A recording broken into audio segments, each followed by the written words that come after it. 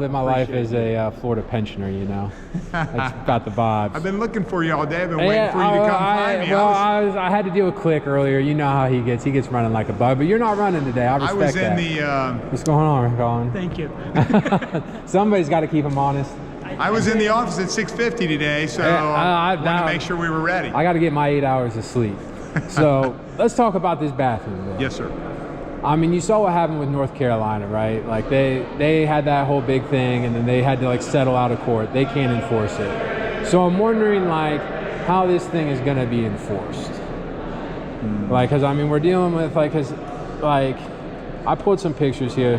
Click thought I was going to show him pornography, but I'm not. You can see him right here. Like these are men, these are transgender men. By any look of circumstances, these are 99% of people would say those look like men. Okay. So under this bill, I mean, guys like that would have to go into women's bathrooms, and it just seems to me like, I mean, transgender people are less than 1% of the population, and we're regulating a thing that hasn't been. I mean, there hasn't been any problems in any bathrooms. You don't believe that there's not been any problems? I mean, I haven't heard. I mean, has there been a report? Has there been anything? I mean, 'cause I don't know about you. When I go into a bathroom, I'm not really like, you know, checking out. I got you. You know, like. I got you. I mean, I haven't read of any like abductions of little girls. Like, it just seems like a way that you're gonna create more problems. Mm-hmm. Yeah, you know, I don't know that there's been a vast amount of reporting on this, but certainly anecdotally you hear from people, you hear stories, and you know, I'm not saying that this is something that you're going to have a lot of media coverage on, but I hear from folks back home. You know, I hear from superintendents, not just in my district, but around the state of Ohio, that are saying we need help here. We need a bill. And so what are we competing against? You know what we're competing against. It's a ruling, it's guidance from the Biden administration, from the federal government. They're telling schools that you've got to let transgender into the bathrooms. And there's a lot of schools in Ohio that don't want that. And so they're asking for this. Okay, so number two, the reason we introduce a bill like this is just for safety purposes. There's a lot of women that when they walk into the restroom, they want to feel, you know, privacy, they want to feel safety, and we want to protect, okay? And number three, but how will they feel safe if like a transgender man walks in that like by all accounts looks like a man, you know, full 9 yards? How is that going to make them feel safe? Yeah, like, that's a difficult question, isn't it? You know, and like what's going on, right, Paul? And how is this going to be enforced?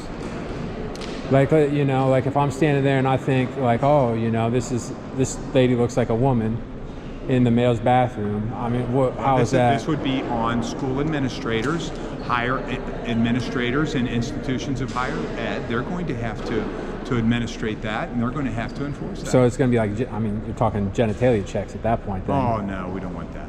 I mean, how else would you determine? Like, if you walk in and, well, I think, I mean, Angel's just setting up. I mean, you're setting up cisgender women. I mean, if they walk in and some girl doesn't look right, you know, oh, that's a transgender man coming in here, like, and now you've got straight women that have been accused, or cisgender women that have been accused. How is that?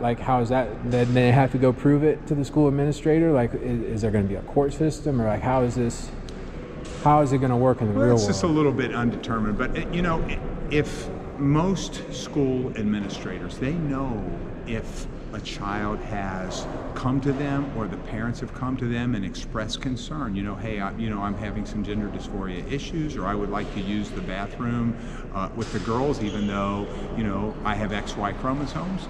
And so, you know, they're going to know about these kinds of issues. And if they don't know about it, if somebody reports it to them... Do you think it's going to lead to more people being open about it? I mean, if we're going and attacking these people, does that think like is something? You think we're attacking people? I do, and a lot of my transgender people, my transgender friends, you know, I mean, I got multiple messages from them yesterday, and they've come up here and they've testified and stuff, and they're primarily people that just want to be left alone. Sure. You know, they're going through a lot.